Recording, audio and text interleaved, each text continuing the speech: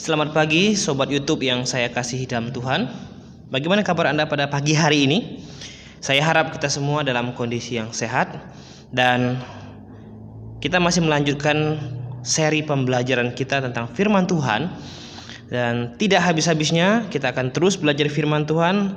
Selama masih ada kesempatan, maka kesempatan kita pakai untuk melayani Tuhan, mempelajari firman-Nya, mencari tahu dan menggali lebih dalam setiap kehendak Allah, setiap pengajaran yang alkitabiah.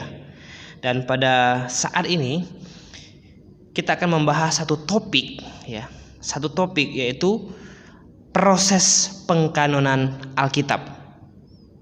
Mungkin Bapak Ibu sekalian, Sobat YouTube semuanya, sedikit yang mengetahui mengapa perjanjian lama itu hanya 39 kitab. Mengapa tidak 38? Mengapa tidak 40? Dan mengapa perjanjian baru itu hanya 27 kitab? Mengapa tidak 26, 25? Atau mengapa tidak 30, 31 dan seterusnya? Oleh sebab itu, pada saat ini, kesempatan ini, kita akan mempelajari bagaimana proses pengkanonan Alkitab itu, sehingga di tangan kita hari ini ada 66 kitab, 39 kitab perjanjian lama dan 27 kitab perjanjian baru. Dan 66 kitab ini disebut Alkitab, kitab yang berasal dari atas, dan itu adalah firman Allah. Bahkan Alkitab adalah firman Allah satu-satunya. Nah, Sobat YouTube yang saya kasih dalam Tuhan, proses pengkanonan kita akan lihat satu demi satu. Sebelum kita masuk lebih jauh tentang proses pengkanonan ini, kita harus terlebih dahulu mengerti dan tahu apa itu pengertian dari kanon. Kanon, apa itu kanon? Kanon itu berasal dari bahasa Yunani, ya. Dan kalau kita buka di dalam 2 Korintus, kita buka 2 Korintus pasal 10, ya. Oke. 2 Korintus pasal 10, pasal 13, pasal 15 dan pasal 16, bahkan ya Galatia saja, Galatia pasal 6 ayat yang ke-16, ya. Di dalam ayat-ayat yang saya sebutkan tadi, di 2 Korintus pasal 10, 2 Korintus pasal 13, 2 Korintus 15, 2 Korintus 16, bahkan di Galatia pasal 6 ayat 16 ini ada satu kata yang diterjemahkan oleh Lembaga Alkitab Indonesia, yaitu patok. Saya akan bacakan untuk kita semua. Dan semua orang yang memberi dirinya dipimpin oleh patokan ini, turunlah kiranya damai sejahtera dan rahmat atas mereka dan atas Israel milik Allah. Nah, kata patok ini diterjemahkan oleh Lembaga Alkitab Indonesia dari sebuah bahasa Yunani, yaitu kanon. Ya, kanon. Jadi kanon itu apa? Kanon itu artinya patokan. Patokan. Ya. Dalam bahasa Inggris, kata kanon ini diterjemahkan sebagai rule atau measure, ya. Patok atau kanon atau measure ini adalah sebuah ketetapan atau sebuah ukuran, tolak ukur. Nah, itu yang disebut dengan kanon. Jadi, proses pengkanonan Alkitab artinya adalah suatu proses, suatu usaha yang dilakukan sehingga menjadikan sebuah patokan itu sempurna. Patokan. Jadi Alkitab disebut kanon. Artinya Alkitab adalah sebuah ukuran yang telah ditetapkan atau sebuah ukuran yang telah pasti. Oleh sebab itu, iman kekristenan tidak boleh didasarkan kepada hal-hal yang tidak pasti. Iman kekristenan harus didasarkan kepada patok, sebuah ukuran yang pasti, yaitu Alkitab. Oleh sebab itu hari ini kita akan belajar tentang itu. Nah, Sobat YouTube yang saya kasih dalam Tuhan, kita akan lihat dulu kanon kitab perjanjian lama. Kalau kita bahas Alkitab, maka kita akan mulai dari perjanjian lama. Kitab-kitab yang tergabung dalam perjanjian lama ini, ya, ini ditulis antara kurang lebih 1500 tahun sebelum Masehi sampai dengan kurang lebih tahun 400 sebelum Masehi. Jadi punya rentang yang cukup banyak, lama sekali. Dengan kata lain, 400 tahun sebelum Masehi, sebelum Yesus dilahirkan ke dalam dunia ini, artinya kitab Perjanjian Lama itu sudah ditulis dan dibaca, bahkan sering dibaca oleh masyarakat Yahudi. 400 tahun sebelum kelahiran Yesus, kitab Perjanjian Lama ini sudah sering dibaca oleh masyarakat Yahudi. Nah, orang Kristen menerima Perjanjian Lama sebagai firman Tuhan berdasarkan apa? Tradisi Yahudi salah satunya. Karena tradisi Yahudi mengakui 39 kitab ini sebagai firman Tuhan, sebagai acuan mereka untuk mempelajarinya, yang mereka pelajari di Bait Allah dan diajarkan kepada setiap masyarakat Yahudi. Dan menurut tradisi Yahudi juga, bahwa kanon Perjanjian Lama ini dibagi ke dalam 3 bagian kitab. 3 bagian kitab. Coba kita buka dahulu di dalam Lukas pasal 24 ayat yang ke-44. Lukas pasal 24 dan ayat yang ke-44. Saya akan bacakan untuk kita semua, sobat YouTube yang terkasih. Ia berkata kepada mereka, "Inilah perkataanku yang telah kukatakan kepadamu ketika aku masih bersama-sama dengan kamu, yakni bahwa harus digenapi semua yang tertulis tentang aku dalam kitab Taurat Musa, dalam kitab nabi-nabi dan kitab Mazmur." Jadi ada 3 kelompok kitab di sini. Yang pertama katanya kitab Taurat. Kemudian ada kitab nabi-nabi atau nabium, dan ada kitab Mazmur. Ini sering disebut dengan kitab Ketubim. Nah, kitab Taurat itu mana saja? Kitab Taurat itu semua tahu bahwa 5 kitab pertama yang ditulis oleh Musa itu disebut kitab Taurat. Lalu kitab Nabium ini berapa jumlahnya? Kitab Nabium ini berjumlah 21 kitab. Nah, kitab Ketubim ini terdiri atas 13 kitab. Sehingga kalau dijumlahkan ada 39 kitab yang diakui oleh orang Yahudi sebagai firman Allah dan sebagai alat ukur, tolak ukur, patokan mereka sebagai standar hidup, bukan hanya standar hidup jasmani tapi standar hidup rohani yang terus diajarkan dari generasi ke generasi.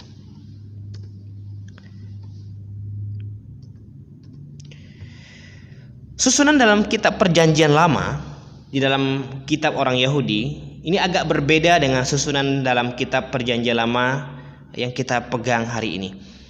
Kenapa? Karena kalau dalam susunannya orang Yahudi, kitab terakhir mereka itu bukan Maleakhi, tetapi kitab Tawarik.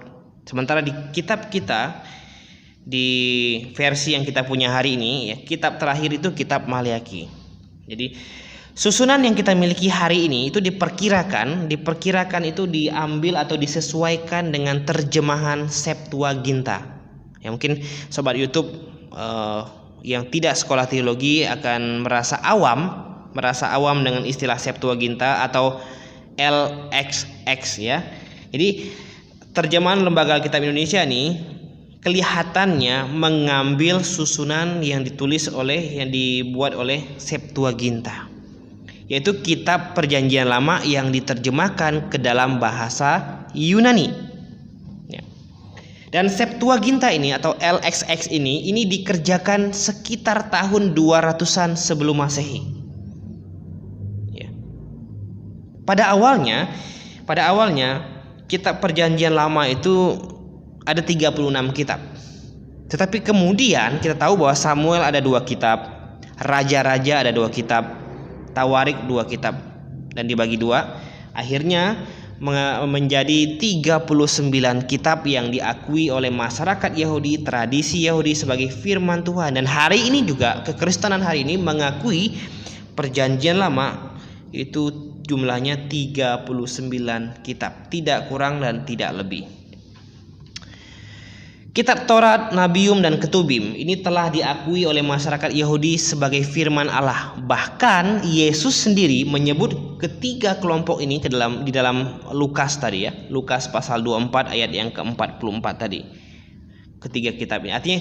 Artinya Yesus sendiri mengakui, selain tradisi Yahudi, Yesus sendiri mengakui bahwa kanon Perjanjian Lama itu hanya terdiri dari 3 bagian kitab ini. Kitab Taurat 5 kitab pertama, kemudian Nabium itu ada 21, kemudian Ketubim ada 13. Dan Yesus mengakui itu.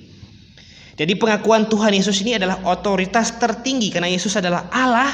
Dia adalah yang menginspirasikan penulisan firman Tuhan ini dan dia mengakuinya, dan itu dijadikan sebagai sebagai alasan yang sangat otentik, ya, sangat jelas dan punya otoritas yang sangat tinggi. Allah sendiri yang mengakuinya. Para rasul sendiri pun di kemudian hari kita lihat mengakui Perjanjian Lama ini. Sebagai contoh kita buka di dalam 1 Timotius pasal yang keempat ayat yang ke-13. 1 Timotius 4 ayat 13. Sementara itu sampai aku datang, bertekunlah dalam membaca kitab-kitab suci, dalam membangun dan mengajar. Nah, ketika Paulus menuliskan surat kepada Timotius ini, sudah pasti Perjanjian Baru ini belum selesai ditulis. Lalu kitab suci apa yang ada di tangan mereka hari itu? Yaitu kitab Perjanjian Lama. Ya. Kemudian 1 Petrus pasal yang kedua ayat yang ke-6. 1 Petrus pasal 2 ayat 6. Sebab ada tertulis dalam kitab suci, sesungguhnya aku meletakkan di Sion sebuah batu yang terpilih, sebuah batu penjuru yang mahal, dan siapa yang percaya kepadanya tidak akan dipermalukan. Di sini kita lihat bahwa Petrus sendiri mengutip kitab Nabium, ya, mengutip kitab Nabium. Ini dikutip dari Yesaya pasal 28 ayat yang ke-16. Artinya Petrus sendiri mengakui Perjanjian Lama itu sebagai firman Tuhan dan memakainya untuk mengajarkan orang-orang yang hidup pada era Perjanjian Baru. Satu ayat lagi, 2 Petrus pasal 1 ayat yang ke-20. 2 Petrus pasal 1 ayat 20. Yang terutama harus kamu ketahui ialah bahwa nubuat-nubuat dalam kitab suci tidak boleh ditafsirkan menurut kehendak sendiri. Kitab suci yang di sini maksudnya apa? Belum ada Perjanjian Baru, tetapi yang dimaksudkan di sini adalah Perjanjian Lama. Nah, sobat YouTube yang saya kasih dalam Tuhan. Kemudian, ya, itu kanon Perjanjian Lama. Jadi mengapa kanon Perjanjian Lama ini 39 kitab? Yang pertama bahwa orang Yahudi sendiri, masyarakat Yahudi sendiri secara tradisi mengakui kanon Perjanjian Lama itu terdiri atas 39 kitab. Yang tadi sudah kita bahas, dibagi ke dalam 3 bagian kitab. Kitab Taurat, 5 kitab Musa, Nabi-nabi, kitab Nabium 21 kitab, dan kitab Ketubim 13 kitab. Totalnya ada 39 kitab. Jadi mengapa orang Yahudi percaya itu? Ya karena memang mereka yakin sekali bahwa tulisan para nabi, ya, kebanyakan ditulis oleh para nabi dan oleh orang-orang yang dipakai oleh Tuhan, raja-raja saat itu, dan mereka percaya ini adalah firman Tuhan dan mereka pakai Perjanjian Lama untuk menjadi standar iman mereka, standar tolak ukur kehidupan mereka. Nah, sekarang kita akan masuk ke dalam kanon Perjanjian Baru. Nanti di akhir kita akan buat kesimpulannya. Kanon Perjanjian Baru, proses pengkanonan Perjanjian Baru. Ya, kita akan lihat bagaimana prosesnya. Untuk membentuk sebuah kanon, maka dibutuhkan berbagai macam usaha.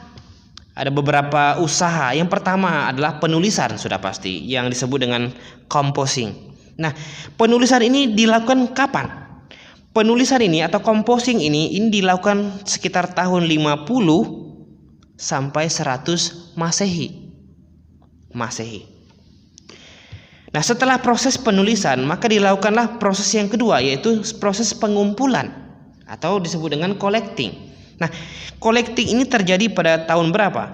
Collecting ini terjadi sekitar tahun 100 Masehi sampai dengan tahun 200 Masehi.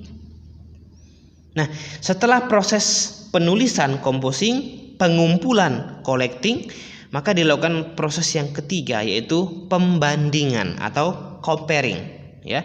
Nah, proses comparing ini atau perbandingan ini dilakukan sekitar tahun 200 Masehi sampai 300 Masehi. Jadi proses ini dilakukan oleh masing-masing jemaat saat itu, membandingkan antara tulisan yang mereka punya dengan tulisan yang ada di jemaat lain. Contohnya, jemaat Korintus punya surat Korintus, jemaat Filipi punya surat Filipi, dan mereka saling membandingkannya. Nah, setelah proses pembandingan atau comparing tadi, maka ada yang namanya proses completing atau melengkapi atau saling melengkapkan, ya, pelengkapannya. Jadi proses pelengkapan ini terjadi sekitar tahun 300 Masehi sampai tahun 400 Masehi. Kembali bahwa masing-masing jemaat saat itu, jemaat mula-mula saat itu, mereka saling melengkapi. Maksudnya apa? Jemaat Korintus tentu tidak punya surat Filipi. Jemaat Filipi tentu tidak punya surat Korintus. Nah, bagaimana supaya jemaat Korintus punya surat Filipi dan Filipi punya surat Korintus? Ya, dengan cara saling melengkapi, bertukar, lalu disalin. Nah, ini yang dilakukan oleh jemaat mula-mula sekitar tahun 300-an sampai 400-an. Oleh sebab itu, jemaat Korintus punya surat Korintus, punya surat Filipi, punya surat Kolose, Roma, dan sebagainya lewat proses completing ini. Begitu juga dengan jemaat-jemaat yang lain.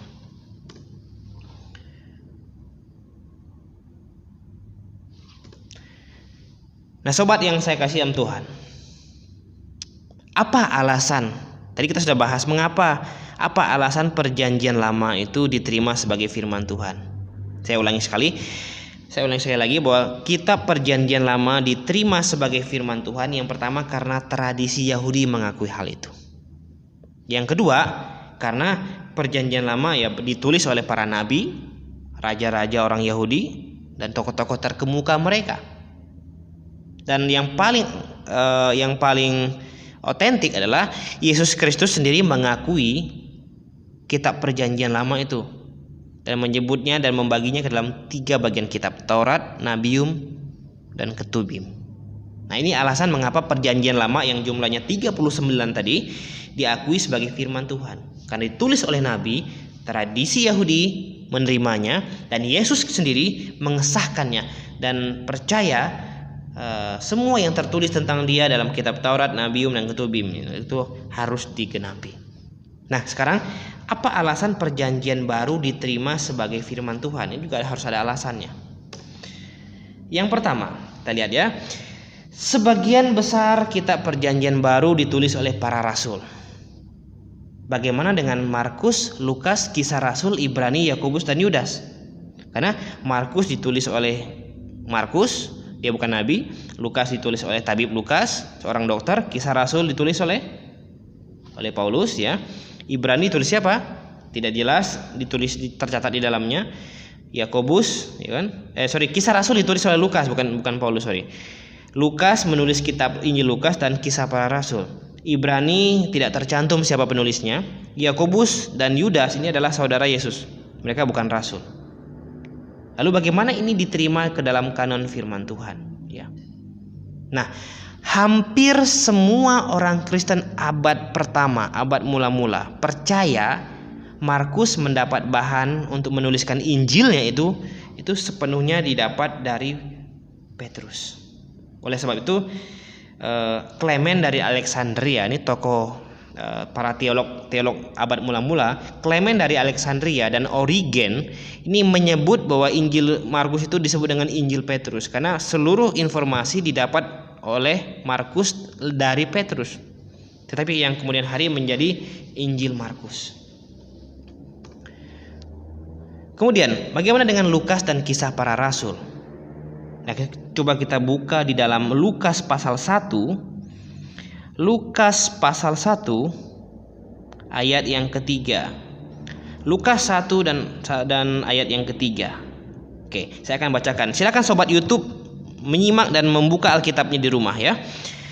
Karena itu, setelah aku menyelidiki segala peristiwa itu dengan seksama dari asal mulanya, aku mengambil keputusan untuk membukukannya dengan teratur. Saya akan bacakan sebenarnya dari ayat yang kedua ya. Seperti yang disampaikan kepada kita oleh mereka yang dari semula adalah saksi mata dan pelayan firman. Saksi mata dan pelayan firman ini siapa? Ini rasul-rasul, karena rasul-rasul lah yang 24 jam ikut Yesus kemanapun Yesus pergi. Jadi Lukas mendapatkan informasi dari saksi mata itu, pelayan firman itu. Lalu ayat ketiga bilang, setelah menyelidiki segala peristiwa dengan seksama dari asal mulanya, aku, Lukas maksudnya, mengambil keputusan untuk membukukannya dengan teratur bagimu. Ya, jadi Lukas menulis Injil Lukas dan surat kisah para rasul dari mana? Ya, dari mewawancarai sebenarnya rasul-rasul yang ada saat itu dan membukukannya dengan sistematis setelah menyelidiki semua peristiwa-peristiwa. Luar biasa sekali. Ibrani siapa yang tulis? Ya, jemaat mula-mula dan kebanyakan orang Kristen hari ini percaya bahwa Ibrani ditulis oleh Paulus, karena banyak sekali ciri-ciri dalam kitab Ibrani yang merupakan ciri-ciri dari gaya penulisan Paulus. Ya, kita mungkin tidak bisa membahasnya hari ini, lain kali mungkin kita bisa bahas. Yakobus dan Yudas. Ya, Yakobus dan Yudas ini bagaimana? Mereka bukan rasul-rasul ya. Mereka adalah saudara Yesus Kristus. Tetapi kitab Yakobus dan Yudas diterima sebagai firman Tuhan. Nah, Yakobus dan Yudas ini diterima sebagai firman Tuhan itu dikarenakan surat tersebut. Nah, surat Yakobus dan Yudas ini telah lama beredar selagi rasul-rasul masih hidup. Artinya tidak ada satu rasul pun yang komplain dengan isi surat Yakobus dan surat Yudas. Dan masih banyak rasul-rasul yang masih hidup saat itu. Dan mereka tidak komplain sama sekali. Artinya mereka menyetujui isi yang tercatat di dalam kisah rasul.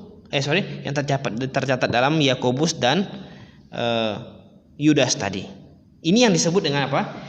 Surat Yudas dan surat Yakobus ini sebenarnya telah di-proofread ya, telah di-proofread oleh para rasul. Artinya surat ini beredar ketika rasul-rasul masih hidup. Kalau ada kesalahan, maka rasul-rasul akan mengkomplainnya, mengkritiknya.